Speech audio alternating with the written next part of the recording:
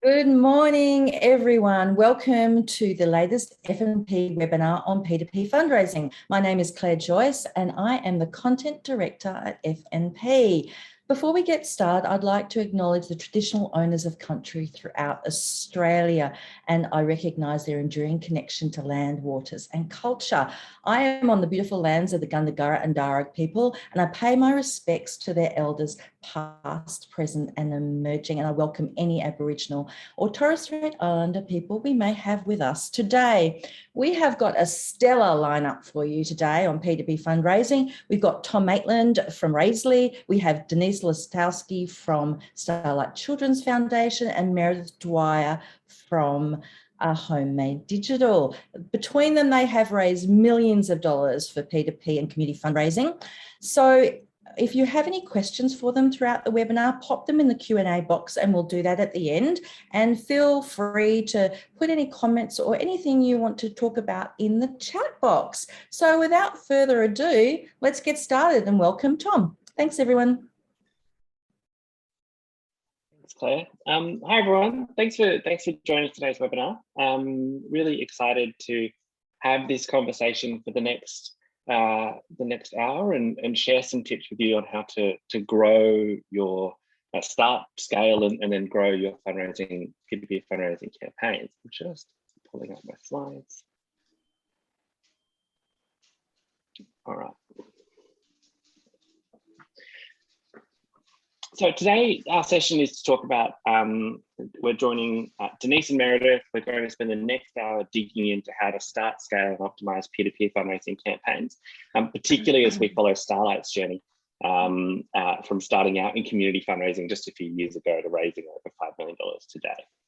In terms of who we've got on the call today, so my name's Tom. I'm the CEO and co-founder of Raisley. We help ambitious charities fundraise online. And prior to that, I was the head of digital at agency and helped large international NGOs navigate the digital strategy. Also joined by Denise from Starlight. Denise leads Starlight's innovative fundraising program. She's been able to revolutionize the community fundraising strategy there, awarded F&P Mover and Shaker in 2019. And then on the line, we've also got Meredith from Homemade Digital in Australia. An incredibly experienced fundraiser, working on some of the country's largest and most innovative campaigns. Chair of the FIA board and Arthur Venn Fundraiser of the Year in 2019. Really, really privileged to have both of these excellent fundraisers on the call today. Our plan for today is to, we've kind of broken our conversation into three sections, and it is a conversation. We're going to start with talking about starting out. How do you actually validate and launch a brand new peer-to-peer campaign? And then how do you scale that up? So you've got a successful campaign in your first year. How do you actually grow rapidly from the MVP in your campaign's second year? And then finally, optimize and innovate. So how do you actually continue to grow and evolve a campaign after you've got that initial groundwork in place? We've got some time for questions at the end. And I forgot to mention earlier, I'm calling in from Bairnsdale on Gunai Kunai country. Just want to acknowledge that land has never been ceded. Now I'm going to hand over to Denise now, just to talk a little bit about Starlight's key campaigns, of course, because that's the kind of the case study that we're walking through today. Denise, do you want to jump in? Thanks, Tom. Nice to meet everyone on the call today. A pleasure to be part of this session. And I also want to say thank you to everyone who is joining us today and spending the next hour with us. We hope it will be worth your time and you're going to be taking some really interesting facts with you today. I'm Denise Sotovsky. I'm the Starlight Community Fundraising Manager, and I'm joining you today from the beautiful Northern Beaches in Sydney, although it is raining today. The Northern Beaches is, of course, Gurungai country and the land of the Gadigal people. Back over to you, Tom, unless you want me to jump straight into the campaigns and Starlight. If you want to just introduce Starlight and the campaigns, that'd be great. Sure, yeah. Yes, for those of you on the call who are not too familiar with Starlight's work, I'll just do a little quick intro into what we do. Starlight's mission is to brighten the lives of seriously ill children and their families. And of course, our future is, our vision is a future where everyone experiences a happy childhood. And at Starlight, we know that happiness really matters to see kids facing the pain, fear, and stress of serious illness. And that's why for over 30 years now, we've been working in partnership with health professionals to bring fun, joy, and laughter to their lives at a time when it really matters most. Our programs are delivered nationally and every day to children across the country. They include our Starlight Express Room and Captain Starlight program, which a lot of you would be familiar with, our adolescent program, live or in hospital and online, of course, our wish granting program, and our Healthier Futures initiative. I joined Starlight in 2012. And actually took on the role of community fundraising manager 4 years ago. And since then, together with the team at Starlight, have launched, trialed, and grown many virtual peer-to-peer fundraising campaigns. And the ones that we're talking about today are, of course, our Super Swim campaign, our 30-day virtual swimming event, that first launched in 2019, is now in its third year. In its first year, raised $400,000, and this year $2 million. Our Tour de Kids virtual cycling event, also 30 days, is currently in market in September. and very much on track to achieve similar great fundraising results this year than SuperSwim earlier this year. Our Sugar Free Me campaign, our Wellbeing Challenge, that was at one of our first campaigns that we launched way back in 2018 together with Raisley. And our Go Big Challenge, which is a new challenge that we're just about to launch this week, and that will replace our Sugar Free Me Challenge in November. It is a new one that will encourage Australians to walk, run or roll as fast as they can for sick kids within 14 days. Back over to you, Tom. Thanks, Denise. I just wanted to quickly introduce Raisley. Raisley is an online fundraising platform for ambitious organisations. We make it really easy to start your next fundraising campaign, like those campaigns Denise just mentioned.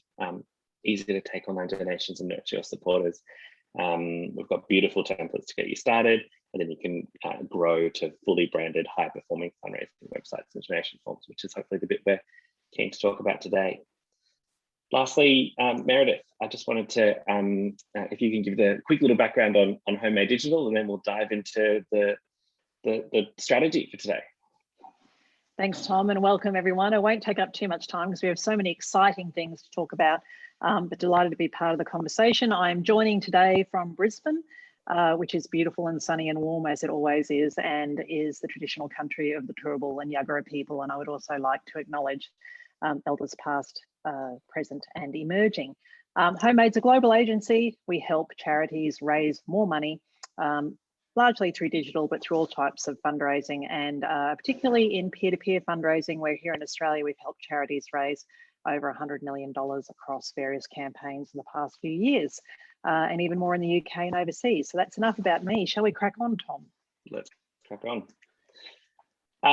Our first part of our conversation today is about starting out, and that's really when you're introducing a new peer-to-peer campaign.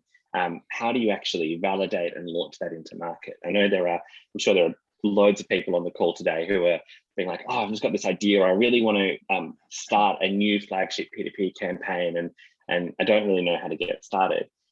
I'm keen to start with you, Denise, because I mean, you've just gone through this process for Go Big, but also you went through it in 2018 for SuperSwim and for Sugar Free Me. How do you start a new campaign? What's the kind of process you go through? Yeah, that's a great question, Tom. Look, I'll have to go way back to probably 2018 and just sort of start on the very start of our journey, our community fundraising journey. So before taking on the role of community fundraising manager, I actually worked within the marketing team within Starlight as a digital marketing manager, and really, up to this point, Starlight had very little experience running successful virtual peer-to-peer fundraising campaigns. Our majority of our campaigns were physical events. They were very much in the mature stage, declining in revenue. And whilst we had a really passionate team at Starlight, we still do, and have lots of ideas, we really didn't have a lot of knowledge about what makes a campaign successful and really what is best practice. So the first thing that we had to do is really educate ourselves and learn about what makes a campaign successful, what is best practice. So we started with doing a lot of research, really evaluating other campaigns and understanding them.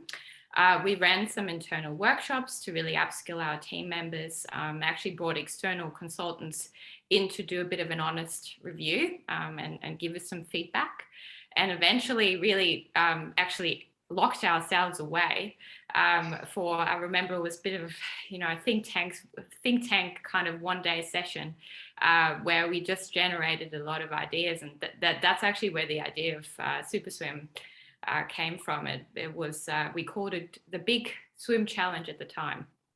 And because at the time we really didn't feel very confident still in our knowledge, we ended up getting a couple of agencies involved to really validate our ideas and make sure we're on track to be able to launch our next big first big peer-to-peer fundraising campaign. And once we did that, and we were very, very much committed to moving quite quickly. And the next step for us was really to identify which fundraising platform we would want to go with. That's how we came across Raisely. Really, I remember, Tom, we had an initial conversation, and Jamie at Raisely, and really loved the way that you guys approached the development of campaigns. And we were really looking for a partner that was, agile, lean, and was able to help us launch these campaigns cost effectively, because we didn't have a lot of budget at the time. And so we ended up launching Sugar-Free Me within 3 weeks, with another 3 weeks of acquisition, and SuperSwim just a couple of months later with only 6 weeks of design and build, and then 8 weeks of acquisition and market. Yeah. And hope and that how did answers you your know? question, Tom. Yeah. And how did you know that like the proposition of both of those campaigns was going to work? Because both of them in their first year raised, SuperSwim raised about 400, Sugar-Free Me about 250. How did you know? Like, how did you know that it was going to go okay? We didn't. That's the really honest answer. We didn't, but we had some really good ideas. So we did a lot of research, as I said before. We did a lot of research on what is actually missing in the market. There was no virtual swimming campaign at the time in the Australian market. And we really evaluated how big the pool of fundraisers or potential fundraisers could be, and found that actually swimming is, the second biggest national sport in Australia. So we really questioned ourselves at the time. I remember we were thinking, why has no one done it? And we were thinking, is it that swimmers just don't fundraise, and we should be launching a cycling event? So really did a lot of research into, especially for SuperSwim, into the swimming sport, and really refined our proposition to really make it clear and simple. But of course, we didn't know at the time where it was going to go, and that's why it was so important to launch quickly. And if we were going to fail, we wanted to fail really fast, and obviously not spend too much money on it. Yeah. I've just put up on screen a screenshot of the first SuperSwim campaign back from early 2019. But also we understand kind of like in those, proposition is everything. We've got to make it realistic and validate it properly.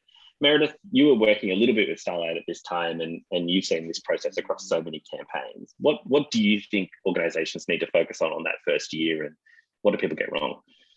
Look, I think that, Starlight took the perfect approach to this in doing their research first. And I think that the first thing, and you can kind of see it in the results between first year, Sugar-Free Me, $250,000, amazing success. First year, SuperSwim, $400,000. And while there are many factors in there, one of them is actually the nature of the proposition. So not all peer-to-peer events or peer-to-peer mechanics are equal.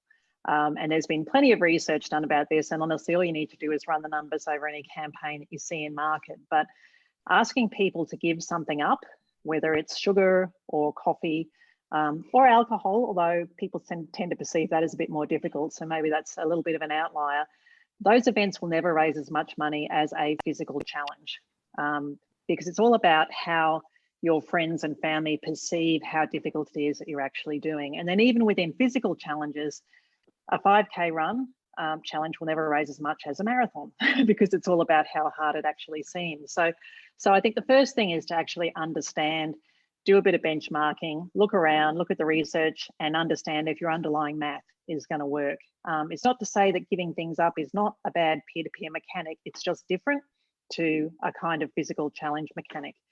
And then I think the second thing is that bit about make it realistic, because often I see charities who become so in love with the idea, the creative concept, that they don't think about how that plays out in reality. So if you look at SuperSwim, Starlight did a lot of thought about what is the right distance to ask people to do that is challenging, but is also achievable, and then how to actually explain that to people when they're registering.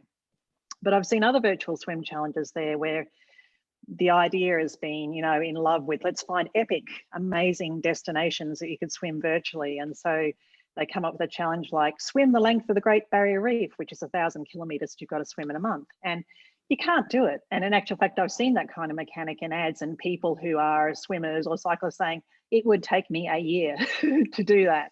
So getting those bits right up front are important. I think also you don't sweat your creative too much in the first year, but whatever you call the event and however you brand it is also a bit important. It's always kind of best if it's obvious and it says what it does on the tin. So it's a super swim, it's a tour to kids, or it's a Unite to Fight Cancer where the cause is kind of obvious. If it doesn't say what it does in the tin, then you're just going to have to be really careful with your creative. And like the example you've got on the screen, where if the name of the event doesn't tell you what it does or who it's for, that you have a strap line that's very prominent about what it is that you're actually wanting people to do, and you can communicate that. Absolutely. Obviously, the other part of getting an event live is to get some buy-in from the organisation itself. Denise, how did you go about convincing your team and the wider Starlight team that this was a good idea? That's a really good question.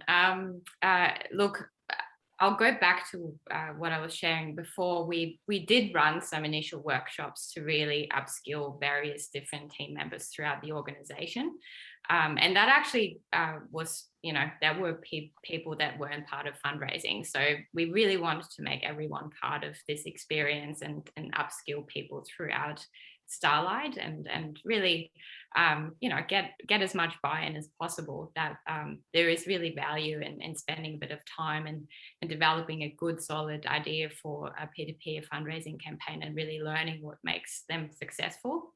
And as part of that process, we obviously had consultants really giving us some honest feedback and really identifying a couple of knowledge gaps. And that was really a great process to go through, because we were able to really reference that insight and use that for our conversations internally.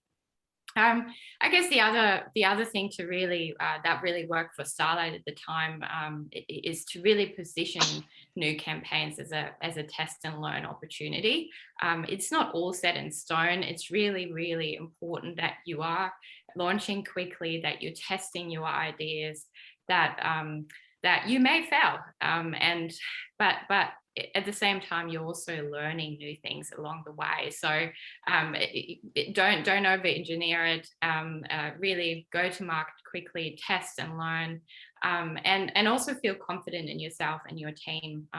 If you don't feel confident in your ideas and your team, obviously that's going to be a big challenge to bring new ideas on or across, embed new ideas within the organization. So yeah, big one for us was really upskilling the team, getting external parties on board to really highlight our knowledge gaps, but also positioning new ideas as test and learn opportunities. Absolutely. It's quite a feat because it's such a big brand new thing, and it's obviously so much time from the team and to make something work. So it's great to bring everyone along. Yeah. And Tom, I'll just add as well, we with the Go Big Challenge, actually, we've just been going through the same process 4 years later again with Meredith's team. So, we had an idea, really just needed to make sure we're on the right track. And Meredith's team's been absolutely amazing and really validating, and actually helping us refine our proposition. And of course, that helps, filling everyone with confidence throughout the organization that we're on the right track. So getting people like Meredith and her team on board certainly helps. Yeah, absolutely. The final question and thing I wanted to cover in starting out was kind of like when the rubber actually hits the road, like what are the most important things? Like obviously there's 100 things that you could focus on when you're starting a new peer-to-peer campaign. The wish list is long, but when you're starting out, you don't have time for all those things. You don't have money for all those things. Meredith, I might start with you. Like, what do you think are the kind of like the top few things that people need to focus on to build a successful first year when they're actually creating a campaign? Look, peer-to-peer fundraising is maths. It's fundamentally maths. It's how many people can you recruit, and then how many of them can you activate to fundraise, and then how much do they actually raise on average. So you know, whatever work you're doing up front. And in trial years, often you're just, you know, going out to your, you know, the people that you already know and who are inclined to support you. The whole comms journey side of things then becomes really important in terms of activating people. And any peer-to-peer platform will allow you to do some reasonably well segmented journeys, some good onboarding journeys where you're communicating with people based on when they register and taking them on a journey. And then ideally talking to them using all the data that you have. So what fundraising actions have they taken so far? How much have they raised so far? How can you give them the best next tip to help them go to the next level? But if there's one thing I have to say that I've seen in comms journeys, which is driving me nuts this year, and we mystery shop everybody's events, and I had not seen this raise its ugly head for a couple of years, is that remember, these are peer-to-peer events, and yes, you want people to fundraise online, but sometimes they are raising money offline. So I've had some emails this year from campaigns where, I'm not kidding, the email has said, "Hi Meredith, so far you have raised $0 in like 48-point high $0." Now you don't know I've raised $0. I actually have a fundraiser on another event where I know they raise several $1,000s every year from cupcake sales in advance, and they'll dump that money in 3 weeks later. Can you imagine me sending that $3,000 supporter an email saying, "Hi, you've raised $0. It's like putting a big L loser on their forehead. So don't say that. I've noticed you haven't started raising funds online yet. Now's the perfect time to pay them in. And then giving people the best next nudge. I think the other thing that I've seen creeping in, and it's not a bad technique, is trying to norm people's behavior by saying the average that people have raised so far is X. Try and make that a bit more relatable. So if we had someone who hadn't started to fundraise online so far, then the nudge might be, "I notice you haven't started to fundraise online so far. If you haven't done so, pay it in." Most of our participants start their fundraising by kicking in their own donation and then sharing it with their friends and family. And in fact, walkers who've done that so far this year have raised $170 on average so far. So doing that rather than saying, you know, one email I got, which after it told me I'd raised $0 so far, and I felt great about that, was that the average raise so far was $332. That just sounds unachievable. I might, if I haven't started to fundraise, what makes me think I can do that? So really thinking through how it feels to get those emails. Yes, use the data, but use it in a smart way. Yeah, absolutely. And Denise, what were the things that you were focusing on as you were trying to, you know, launch these campaigns? And really, what was a matter of weeks? Yeah, look, you've got it all on your slide there. So it really started out with the proposition. I can tell an interesting story about Starlight at the time. It was a lot of our ideas for fundraising campaigns actually originated with Starlight's brand name. So every single idea was focused around a name that was very much, you know, had a star in it or a light. And so really what we should have started with is our proposition, in which we did for Super Swim and Sugar Free Me. Obviously, we really, you know, looked into what specifically are we asking people to do, what are the mechanics of the campaign, and how are people participating. We really looked at our tech stack, so making sure that we're set up to even just have a simple campaign up and running on a good peer-to-peer platform that would enable us to, you know, manage updates ourselves, be able to launch quickly and update content, and obviously update things on the site cost effectively as well. Communications journeys at the time, I are really looking back now, I wish we would have prioritized them a little bit more, but there's only so much you can do. And we were a very small team at the time. We actually only had 2 people working on the campaigns, so very, very lean.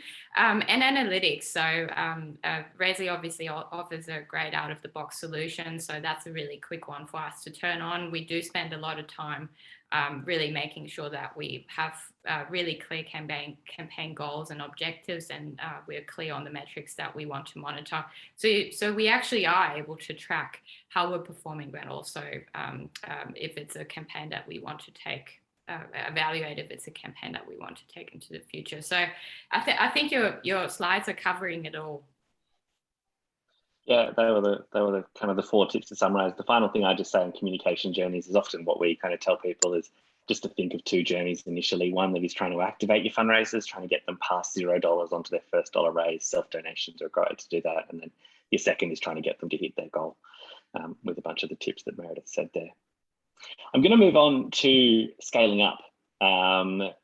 So we're now past our first year of campaigns, onto our second year of campaigns.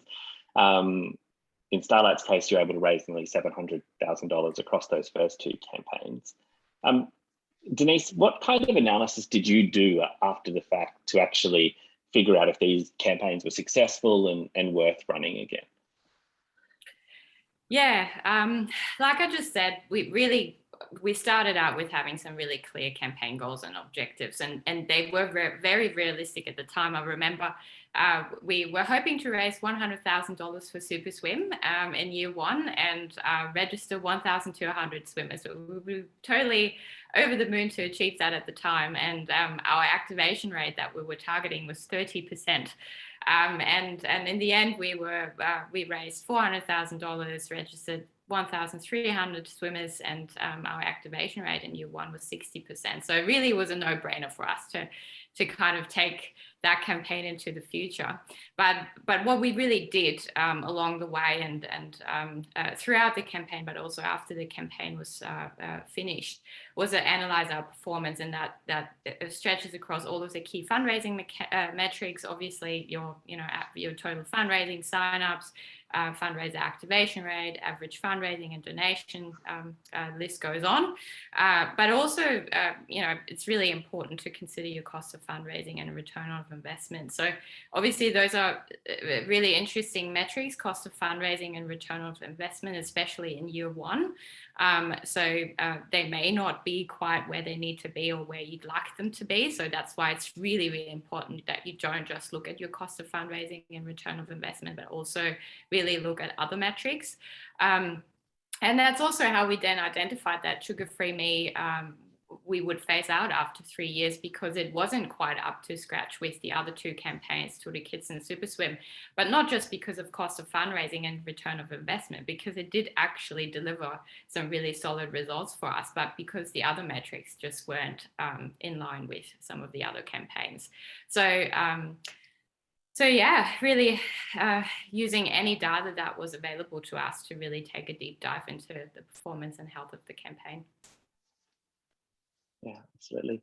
And Meredith, I might just kind of ask you the same question. Like, when you're taking a campaign to your second year, what are the things that you're looking for, or even looking to achieve in that second year that you didn't focus on in the first? Yeah, and look, as Denise said, this is a real thing about the analytics side, and there are varying degrees of analytics, and I think Denise is going to blow people's mind with one of the slides that are coming up. But at a very simple level, Google spreadsheets are the bomb. And often, even if it's not just us working with Starlight taking an event to a second year, but a charity who's run a trial campaign and comes to us and say, oh, can you help us grow that? Where we'll start with, and what are the basics? How many people did you register? How many people of them activated? So activation rate is the percentage of people who actually fundraise. And then what was their average fundraising, and see how does that compare to other campaigns we've worked on, those kind of industry benchmarks, and see where the opportunity might be to grow. Or is it something that is pretty much, as Denise said, maybe with Sugar Free Me, is that it's never going to perform in the same way as others. So we run a simple spreadsheet on all our events where these are some of the metrics that we actually look at. And then during a campaign, we track these week on week. So we can actually see how our comms journeys are and aren't moving it. The other thing we really recommend is do your Google Analytics, people.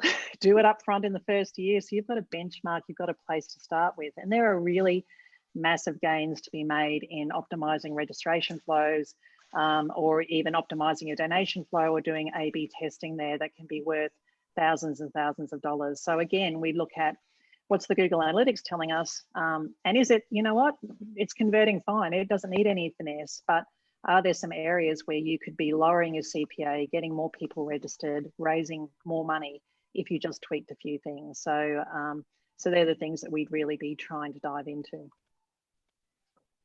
I think when we were preparing for this webinar, Denise showed us their incredible data studio dashboard, and what it actually sounds like, which is news to me kind of a few weeks ago, was actually that Denise and the team at Starlight have built this incredible reporting culture for these campaigns, which I think is something that really sets your team apart. Denise, do you want to talk about kind of how you like what this culture is, like what this dashboard that is up on the screen is, and how you actually went about building this kind of constant reporting in this second year?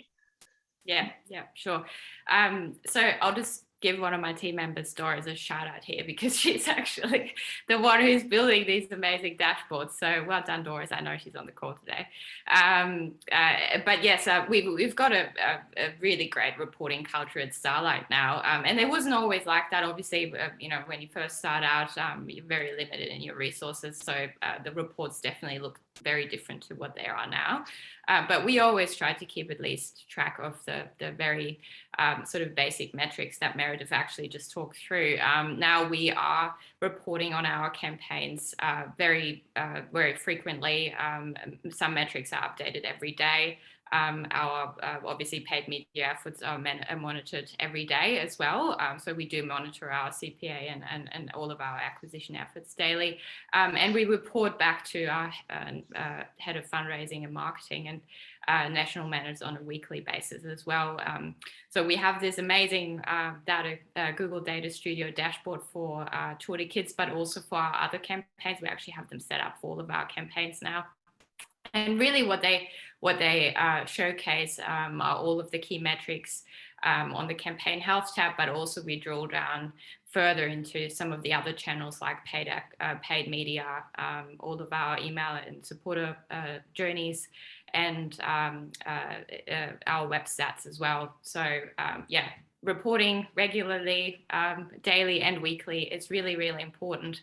I know it's the one thing that always falls behind because a lot of people often think they don't have the time, but it is really, really important for you to understand how your campaign is performing and also where you should be spending your time. Yeah, absolutely. And I guess the kind of the key takeaway for me there was that you're actually doing this every day and every week, whereas I think a lot of organizations potentially it's a flurry and you're just trying to get the campaign going and you're trying to support your participants, and then it's kind of not until a month or two after the end of the campaign that you do that kind of post-campaign wrap. And I guess the thing that you're finding here is that you're able to respond to stuff live in the campaign. And were you even able to do that in the second year, that you were actually like tweaking your strategy as you were going based on the things that you were learning?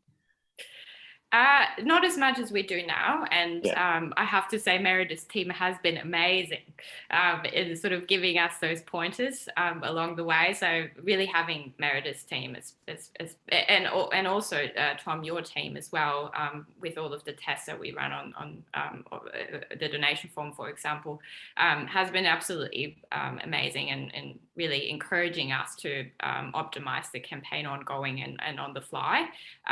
So obviously our acquisition periods are now 3 months, the challenges in market, or Super Swim and Tour de Kids, the challenges in market for 30 days. So we're looking at 4 months. If we wait until the end of the campaign, really we've missed a lot of opportunities. So it's really quite important to drill down on your analytics every day, every week, and identify those opportunities along the way. Yeah. And I think, Tom, if I could just add into that, what Denise says is absolutely critical. And we do look at things like on a weekly basis. If the fundraising activation isn't where we would expect it to be, then we want to know why. Is it the quality of people that we're recruiting? And so we've run analysis. I'm not just talking about Starlight, but across all the events we work on. Is it that we're recruiting a different kind of people? Is there something different about the journey where we're looking at the Google Analytics once we actually get a bit of traffic through the site? How is that registration form converting compared to last year or compared to other campaigns live now, and actually making changes and measuring the impact of that? But then the other thing that I think is important is we do really in-depth post-campaign analyses with Starlight, and then it might be 8 or 9 months before you start the event again. And then you have to go back and look once more because the market has moved on. So what you drew as conclusions and you thought was true in your strategy a year ago, you will have learnt new things since then. So it's important to then, as Denise said, when we start again with this campaign, say, right, that's what we thought we learnt last year. What have we learnt since then? What do we think is really critical now? And then refresh our strategy for the coming year. Yeah. That's right, Tom. I might just add here as well. Once you get to a point like Starlight, where you also have multiple campaigns running, obviously you can, like Meredith was just saying, you can compare them with each other, and it really helps you get a bit more perspective, not just on industry benchmarks, but also your personal your benchmarks for the organization, and you can draw learnings from each campaign that you're sort of launching across the year. So definitely very much agree with Meredith on that. Yeah. And Meredith, I was going to ask, like, how, I mean, the kind of logical question from this is, how do you know that your numbers are good or bad?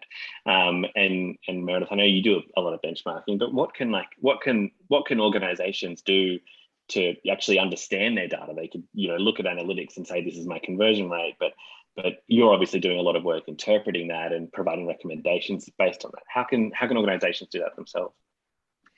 So look, getting your Google Analytics set up right, and even we do Hotjar heat mapping now as well on our registration flows to see if there's actually a wibbly spot there. Is start, as Denise said, by setting your own benchmarks. Go to lots of webinars like this, and I know we're not diving into that depth of numbers on specific campaigns here, but we certainly do in other presentations that we do to find out what other people are doing. And then it is pretty straightforward. We track every peer-to-peer event we see in market. How many people do they register? How much money do they say they raise? That gives you average fundraising up front. And if you're lucky, they'll sometimes tell you what their activation rate was, or if it's not a big event and you've got someone who's quite bored, they can page through the entire leaderboard and work out how many people actually activated, which we've been known to do. So that's kind of how you get those benchmarks to sort of start with, or talk to agencies. When charities come to us, and we work on all scales of campaigns, we work on large campaigns, is really where we start from is, what do you know about your campaign? Show us your numbers. And we're happy to tell you if it matches up to what we think you should be getting. And that's even before we get into any kind of engagement with you, because where we come from is we actually just want to help you raise money. I know it sounds trite, but we would rather help you identify where your opportunities are and how best to use the budget that you have to move the needle on a campaign. So. The final thing I wanted to ask around scaling up, and I'm looking at the chat, and there's a few kind of small organizations who are saying kind of, how do you, like, this all feels like a lot. But obviously fundraising, Meredith said right at the start, is around maths. And in the second year, ideally, you want to be able to boost your investment, whether that's in partners, whether that's in Facebook advertising, whether that's in other forms of paid media acquisition. It's probably a question for both of you. I don't know if Denise want to go first, but like, how did you kind of make that case to say, like, yeah, we've got a chance here to push this campaign further, to invest a little bit more in it, to raise a bit more? Yep, happy to go first. So I guess once you're past the sort of proof of concept phase, it's really going back to your reporting and analytics. You really need to identify the areas that will help you deliver growth. That really means you do have to spend a bit of time, drilling down on your performance, speaking with your stakeholders. But like Meredith said, don't just do it right after the campaign. Do it ongoing before you launch the campaign again in its second year. And for Starlight, that really was, and actually still is, areas of investment are really media spend. We do spend. We do allocate a significant amount of our budget towards media. We, in our first year, really didn't have a huge subscriber base for peer-to-peer fundraising. So it was actually quite important for us to acknowledge the fact that we would need to spend money in order to acquire fundraisers. We couldn't go out to anyone to sign them up organically. The other area that we know is really important to invest in is obviously our online fundraising experience, and that is simply the case because you're now spending money on, for Starlight especially, we're now spending money on acquiring fundraisers. We want to convert them once they get to the site, so we don't want to lose them, and we also want them to fundraise. So really investing in developing a really simple, clean and optimized online solution is key. And I guess once these people are signed up and ready to fundraise, you really need to have a think about how are you activating them. So investing in things like supported journeys and rewards is really, really important. And Meredith's team has been absolutely amazing in guiding us through that process with our supported journeys and rewards, something that we obviously really didn't have a lot of knowledge in. Yeah, Meredith especially has been a really great sounding board for us. Thanks, Denise. Look, and I know that from the comments, there's a lot of small charities on there. You can do the basics. You can definitely do the basics at a small level. And I will tell you that just from my own experience. Once upon a time, peer-to-peer fundraising platforms didn't appear in Australia. Go figure. I've actually been a fundraiser for so long, I predate digital. But you know, back earlier this century, I started an organisation with my wife, Amazon Heart, for young women who have breast cancer. And basically we did peer-to-peer support adventures. So we rode motorcycles, Harley Davidsons up the coast of America. We did treks, we did all sorts of amazing projects. There were no peer-to-peer platforms. So we actually got a GoDaddy website and handmade individual fundraising pages for 20 women going on these adventures. We had no technology, but what we knew were the basics of how to actually get people to fundraise. And we raised 60 grand on the first event. We raised $1 million over 4 years, all hand baking it ourselves. So the great advantage you have is platforms exist. Hallelujah. Platforms actually have basic journeys already built in them. You've got all of the building blocks there. So what you really just need to do in those first years is go out to the people who know you best. The list that you actually have, the people who care about your cause, and get them involved to help you with a bit of proof of concept around that. Mystery shop everybody's events. I mean, you know, God knows I'm registered. I think I'm supposed to be cycling, swimming, riding, and not eating something this week because we mystery shop everybody's events. They're all free virtual events, mystery shop them. Look at their journey, see what you can learn. I mean, you're only going to see one segment depending on what you do, but see how they actually do what they do and what you can actually adapt. You can learn all of this stuff for free.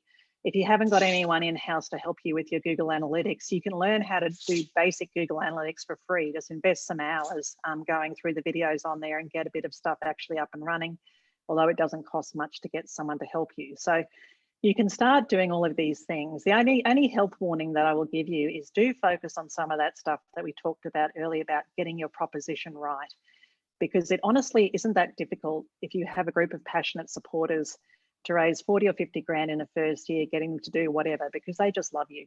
And they will reach out and they will raise money for you, but you may not find it will actually scale in the next year. So make sure you've got some of those basics right, and maybe do a little bit of a test on Facebook acquisition or something else just to see how cold audiences might feel about it. So you can do this with no help externally. When it is time that you want to try and scale, is just talk to some agencies. And, you know, as I said to, you know, people come to us all the time about, do you think you can help our event? And we just send them a spreadsheet saying, give me your numbers and we'll have a look. And we'll give you very frank feedback for free about, I think this might be a bit wonky about your proposition. This looks a bit weird about your numbers. Here are some things you might need to actually think about. So you can learn to do this and you can be successful and then kind of scale your way up from there. Yeah, it's that insight around your compassion. Your passionate supporters will do anything. It's really the proof is in the pudding when you actually go out to a cold audience in your second year to see if you can grow it, that proposition works, which is a great insight. This would happen. We've got one final section around optimizing and innovating. So obviously we've talked about year 1, year 2. We've covered off a lot of these tips, and I think, you know, kind of the theme for the 3rd, the 4th, the 5th year is really to continue doing this.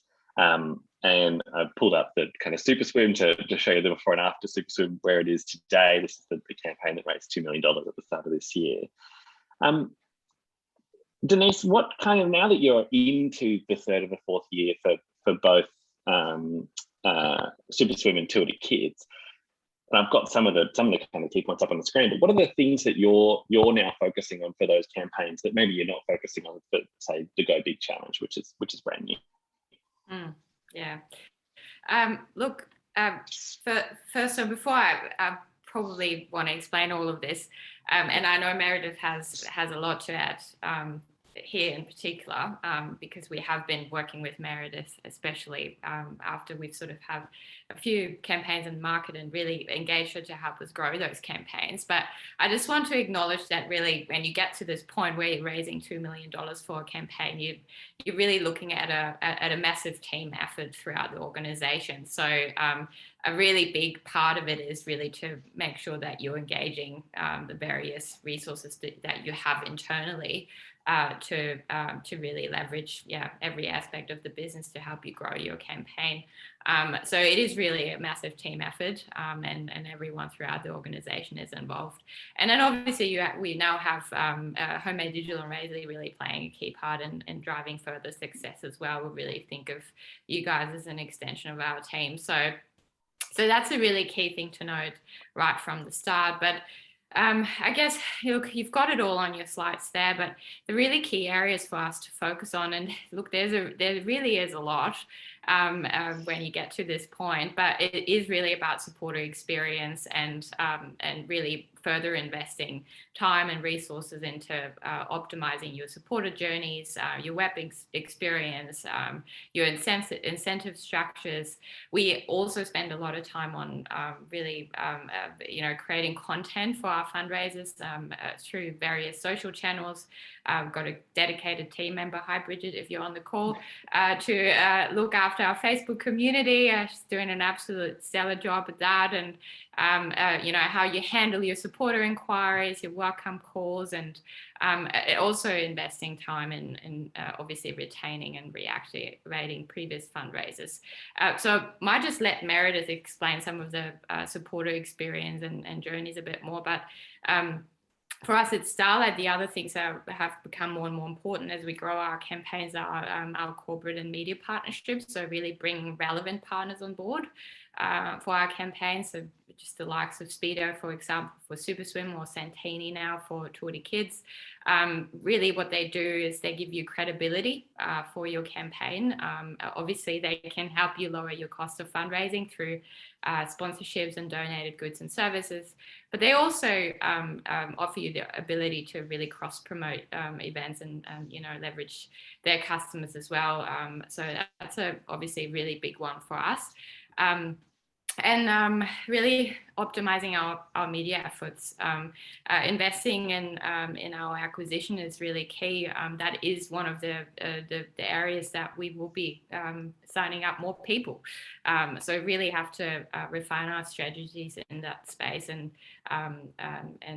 spend a bit more time on that as well.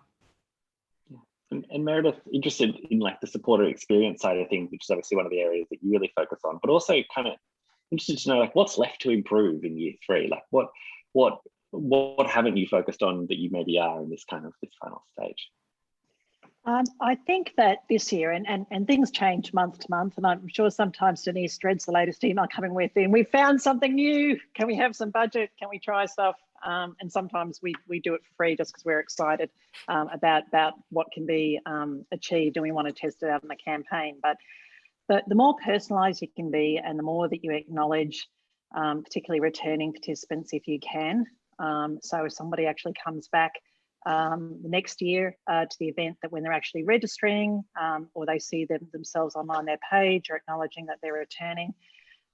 We're getting a bit more multi-channel this year. We haven't done it yet with Starlight's events, but we're doing a bit of work and testing now around live chat as another way of reaching out to people. Not automated live chat, because every one thing I've seen of that so far on campaigns has been pretty awful, but actual real live chat where we're helping people on the websites. We're testing personalized videos where people will actually receive an email with a video that mentions them by name in it and how much they've raised, what their challenge is, as a way of thanking them and something that they can share.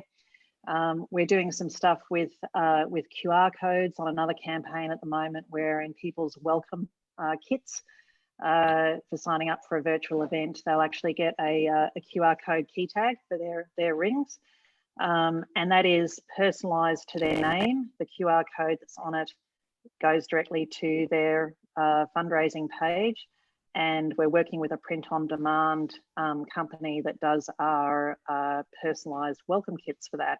So they're being run basically weekly out of that and at a really low cost. And that key ring or key tag essentially becomes like their Swiss Army knife. You want to access your page, access the dashboard, just snap your QR code. You want to get a donation from your friend. If you're not in isolation or in lockdown at the moment, show it to your friend. They can take a photo of it. So we're always thinking of things like that. How can we bring, particularly with virtual events, a disparate group of people all over the country feel like they're having a moment?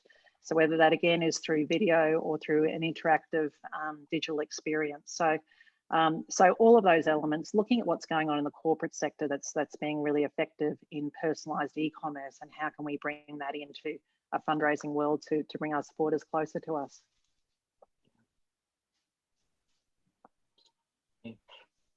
So I think they were our 4 tips really for focusing on that supporter experience, try to innovate it. I think one of those kind of things was try some big ideas, whether that's personalized video or QR codes or welcome calls, something that you couldn't do in those first 2 years. Now's your chance to give it a go. Corporate partners, supporter attention plays a big role kind of as you're starting to, it's hard for someone to do the same campaign 3 years in a row. So if you can make that experience a bit extra special for them, now's a chance. And the final point I just had there was, it's also a chance to start bringing on board specialist partners, whether that's media, whether that's creative, whether that's strategy. It's a good time to kind of invest in that and push your campaign further. Now, I'm super conscious of time. I did have some final tips, but I might save the final tips for answers to the questions because we are running out of time. So I think that's probably a wrap of us talking through those 3 steps, and I'm happy to open it up for any questions that people have. I think, Claire, were you going to jump in and let us know what's come through on the chat? I certainly will. Okay, I think we should probably start with the questions that are in the Q&A box. There's lots of specific ones, so let's have some of the specific ones before we get onto the bigger picture ones. I did have that there was a question here from Acon Health. I think in terms of timeline, how early in advance do you think it is good to start introducing your campaign and engaging your contacts? I might leave that one for Meredith because we are always running late. So I'm interested. I'm very interested to hear what you think, Meredith. Oh God, look, so here's part of the thing. It's not just recruiting people. You want to activate them to fundraise. So yes, you can be recruiting people right up until the start of your challenge. But the sooner you get them on the board, the more money you're going to raise fundamentally. So I would always prefer to be 6 to 8 weeks in market, preferably. Sometimes we get squeezed down to 6. We've had group experience of being squeezed down to 4. But you just have to be realistic about, what you're going to be able to achieve in the time that you've actually got. It's always best to give yourself enough time to do it really well, but sometimes other things, get in the way. Okay, great. Thanks, Meredith. If everyone are watching right now, we're going to go on for another 10 minutes. So if you need to drop off and go to another meeting or whatever, it will be recorded and you'll get the link, so you'll be able to access these answers. But we'll just keep going for another 10 minutes because we've got heaps of questions. Okay, Starlight's P2P events. How many participants go on to be ongoing supporters? I guess regular givers, right, Denise? Beyond peer-to-peer events. Is this an objective for your events? I will have to come back to Mel Tully on the exact number, but I can absolutely say it is an objective of ours. So really key metric that we monitor as part of all of our peer-to-peer campaigns is how many donors, peer-to-peer donors, actually give to the campaign. And we have a welcome journey in place to onboard every single one of them. There is actually strategies that our individual giving team has put in place to convert them into regular givers. So absolutely, it is a focus for us. What the specific number is, I will have to come back to Mel on, and I'm happy to have that conversation with her on LinkedIn after this call. Okay, great. Fantastic. Jessica asked, what is the percentage of fundraisers who are existing supporters compared to completely new to Starlight? So what I probably can say on this one, this is a very tricky question, actually. So Jessica, another curly one.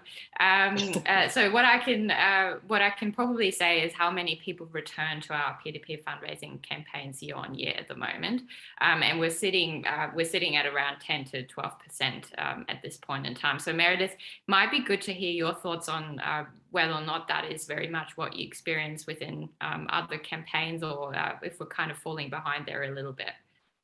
Oh, look, in terms of retention, it seems to vary widely in terms of percentage of people who come back. I think it's also important to think of retention in terms of not just next year, but maybe up to 3 years, because people may do 1 year, they may sit out for a year, they may come back another year. So we've got some campaigns at the moment where 70% of people taking part in these large events have previously taken part in this event. We've got some where it's as low as 20%. It really kind of depends also on, you know, your acquisition strategy and your retention strategy. But I will say, I think retention is really, really important, and it's becoming more important. We're doing a lot of call projects around retention at the moment, as well as, you know, email, SMS, and digital marketing to bring those people back. So your ongoing stewardship journey for those people, as well as the strength of your retention journey, is really going to have an impact on that as well. Meredith, that might tie into the next questions we've got here about post-campaign engagement, and how often do you engage your supporters after the end of the campaign? Yep, so that's really important. And actual fact, one we haven't done it on Starlight's campaigns yet, but we've done with other clients, is in that intermediate period, we've transitioned the event site to keep a kind of live blog going, where we're continuing to post really interesting content. So we're not just emailing people, but we're also running social content and encouraging people with an email to click and go and read what's on the blog. Why are we doing that? We're building a remarketing audience, honestly. So if remarketing and retargeting is one of your warmest audiences for digital acquisition, and if you're not doing anything on your website for 12 months, it's getting kind of cold. So with those campaigns, we're tending to do an email a month and a couple of blog posts a month. But don't bore people. You know, if you're going to actually, what you should be wanting to do is, these are new people, you should be trying to bring them closer to your cause, sharing amazing stories, interesting impact stuff. Don't just send them boring stuff where they're not going to be interested and you're going to turn them off. Okay, we've got another question from Jessica. It was about the entry amount to spend on digital advertising. So do you want to jump in first, Meredith, given you're already there? Yep. So if you're just testing in a first year and you want to look at Facebook advertising, probably $2 to $5 grand. It used to be, I would say, you need $2 grand to spend just to get enough out there to see something happening. My only caveat around that is because of the iOS 14 changes and other Facebook fun, everyone is seeing CPA go up this year because we are not getting as good reporting. So you might need a little bit more money in the tank. We've been doing some programmatic tests with Starlight with other clients where we put about $5 grand in there, but programmatic, I wouldn't do that in your first year. It's more of a kind of second, third year. So, but the other thing too, don't forget your Google grant, guys. Free money from Google that you can spend on your search advertising that's actually quite useful. So there's lots of things you can be doing that you don't actually have to spend your own money on. But for Facebook, I'd say $2 to $5 grand. Yeah, and I'll quickly add to this one. So for our campaigns, we currently experience that about 50% of registrations actually do come through the Facebook and Instagram network. So if you're really looking into sort of first year doing some paid advertising, definitely spend that money on Facebook and Instagram. Don't, start out with that platform. Yeah. Okay, we've got a question from Mel here. What's the typical CPA for virtual P2P events? Well, are you talking about last year or this year? So you know what, it depends on the event. Last year and years previous to Facebook apocalypse, across events, we'd see between $20 to $40 CPA. We'd see some events as low as a $14 CPA. It's reporting higher this year, but what it's reporting isn't matching the volume of registrations we're seeing. So it's an attribution issue. It is, I think generally speaking, my team are telling me what they're seeing in Facebook forums is that CPAs are up 50% or more compared to what people have seen last year, but that doesn't mean you're necessarily getting fewer registrations, it's just you can't attribute them. Okay, great. Mel also asked about Starlight's P2P events. How many participants have we got that have gone on to be ongoing supporters? You have that objective. We've discussed that too. That's cool. Marnie asks, how should you set targets for fundraising in the first year if you don't have the benefit of metrics from previous years? Meredith, I'll let you go first, but I can explain what we did as well. Yeah. Okay, listen, you need you need to be aiming for at least 50% fundraising activation. We do a lot better than that. We're seeing fundraising activation in the high 70s, low 80s on events now, which just means you need fewer people. You spend less money on acquisition, you make more money. But you need to be starting at aiming for about 50%. And then average fundraising, which is total raised divided by total number of participants. You can run this maths on just about any event out in the market, and you'll see most of them for a physical challenge sit around the $200 mark. Some are down to 180, some are up to about 220. Our events tend to be about double that, which is high fundraising activation as well as high fundraising. But that's where I'd start at. If it was a physical challenge, shoot for that. And if you want to give yourself more wiggle room with your board, maybe you set it at average fundraising of $150 to give yourself a bit of coverage there and look more like a hero when it comes in higher. Okay, great. This is a question for, sorry, did you want to say something, Tom? Oh, Denise was going to jump in with how. Meredith's covered it all. Okay. No, there's actually, I'm just scrolling through the questions. There's a lot to get through, isn't there? Yeah. Yes, the only thing I just wanted to say was Raisley publishes benchmarks for fundraising. So and they are pretty much what Meredith said, around 50% activation and around about a 200% average fundraising. So if you do want to use the benchmarks for your first year's campaign, that might be the thing to do. Okay, great. We've got a question from Sarah Denise about how many full-time roles worked on these campaigns in year one at Starlight and how many work on these campaigns now? Yeah. At the time when we first launched Sugar Free Me and Super Swim, it was only myself and 2 other people in my team that actually were full-time working in those campaigns, so a very small team. And at the time was only someone just starting in the role, so really just onboarding them at the time. Now the team, there's 4 people in my team, so we're still very small, and we actually look after all of those campaigns plus more that we didn't talk about today. Now obviously those campaigns are really fully supported across the organization, so it's not just our team, the community team. We really work together as one Starlight, as we always say, and support each other to make those campaigns grow. And do you have the costs of fundraising for the 2 initial appeals? Ask Kai. Denise? Yep, I can share. So for Sugar Free Me, we were sitting around 30-40%, but we are really aiming for 15%. I just want to say on cost of fundraising, though, it is not your key determining metric, so please do not get too hung up on the cost of fundraising, because year one is always going to be most challenging, and obviously you'll see that change over time, but it's really quite important, like we talked about earlier in the webinar, that you monitor all of your other metrics as well to really identify if that campaign can grow, and really look into your return on investment as well, not just your cost of fundraising. That relates.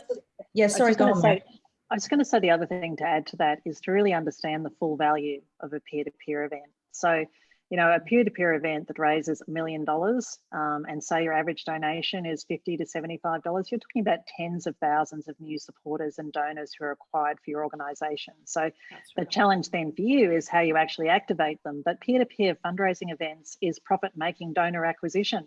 It's even if your event broke even and you acquired 1,000 new donors, you are ahead of where you actually started. So I think it's worth being realistic. I do see a lot of charities who, you know, in their first year are just aiming to break even, and they often do much better than that. But it's about understanding, I think, in all fundraising, is that sometimes you have to trial something. If you're not doing new things and innovating, then you're not going to move forward. They won't always work, and you need to have some capacity and understanding within your organisation to cost effectively have your best go at something, but not have too high expectations on it in the first year. Okay, great. I think we're near to stop pretty soon, guys, but we've got a lot of questions still here. So we'll try and answer them later. And when we send you the thank you link and the link to the PowerPoint and to the actual webinar where you can watch it again, I just had a couple of big questions here. Firstly, they're about what the costs are of using Raisley and Homemade Digital and whether that's something you can address now. And just maybe quickly about saturation of the market and the appetite for virtual events, just sort of where you see the future of that. And then we'll wrap it up. I can start with, in terms of costs, and I'll try to answer maybe both questions and we can go out the room. But Raisley is free to use. We operate on a model where donors can optionally pay a little bit extra on top of their donation, which goes to the platform. If donors don't pay that optional extra, then we don't receive anything. So it really is low risk, and it can kind of, it grows with your fundraising. So it's really easy to get started in terms of these campaigns. In terms of saturation, I have to say no, I don't think that the market is getting tired of virtual campaigns. We ran some analysis recently that said that actually participants are returning to campaigns from the same organization more than they have before. So in our analysis, like 5% of participants actually participated in multiple campaigns from the same organization in the same year. And that wasn't a trend that we saw pre-pandemic. So I'm really excited about the future of virtual. I think it's really accessible for people. It's really easy for people to participate in, and we're just seeing so many more virtual campaigns started, but they're not showing signs of losing momentum from our perspective. Okay, how about you, Meredith? So from our point of view, chats are free. So with Homemade, I mean, we're just fundraising geeks. You know, I'm running from this presentation to another masterclass across town. So we actually genuinely like helping people. So reach out to us, have a chat. Happy to have a bit of a look at your numbers, give you a bit of free advice up front. In terms of our costs from there, we cost everything on a time and materials basis. So what do you need us to do? Just set up your Google Analytics? Is it write your comms? Is it do some UX optimization design work? It really kind of depends, but where we will start from is we want to understand what your numbers are and if we can help you. We'll tell you where you could best spend your money and then how we could actually help within it. So we're on a whole kind of scale of depending on the scale of your ambition. I think in terms of how saturated is the market at the moment, it does feel like my feed is full of events like this at the moment too. So look, Nick, the events that we're working on are all growing. I am seeing a lot of new events that don't seem to be scaling or finding their market in my feed, but I don't know what's underlying that. So definitely in some cases, the proposition's a bit ropey, which is probably not helping them in terms of scaling. And then there are some, you know, great new breakout events that are happening. But the reality is everybody mails acquisition. Everybody is doing regular giving acquisition at the moment. The competition and noise in the market is not new in terms of fundraising. So we may be seeing it more overtly at the moment in peer-to-peer events, but that doesn't mean that with a really strong proposition and a really solid strategy and with good execution that you won't succeed. Okay, and Denise, final words for everybody about your journey and your plans for the future and how you're looking at the market. Wow, it's a big question to end the webinar with. Look, I guess I would just leave everyone with don't be afraid to test new things and don't be afraid of all of the other campaigns in the market like we just talked about. There's always an opportunity to launch the next big thing for your organization. Do it quickly, do it cost effectively. And there's a lot of people throughout the industry that are really keen to help you if you don't know where to start. So people like Meredith and Tom, always happy to chat, as they said, but there's also your peers, other people in other teams throughout the industry that would love to support you. So don't be afraid to reach out. Don't be afraid to launch your campaign and do it quickly. And yeah, that's it. Wonderful. Thank you so much. Those are very wise words, Denise, to end on. So thank you, Meredith. Thank you, Denise. Thank you, Tom, for all your wisdom, all these questions. Thank you, everyone, for watching. Hopefully we'll get to all of them at some point, and we can answer everything that you want to know from our experts here. Thank you for joining us this morning, and good luck with all your peer-to-peer events for the rest of the year. Yeah, oh, look at all these beautiful comments. Great session. Thank you, everyone. It's been great being here with you today. Bye-bye. Thanks. Bye. Thanks so much.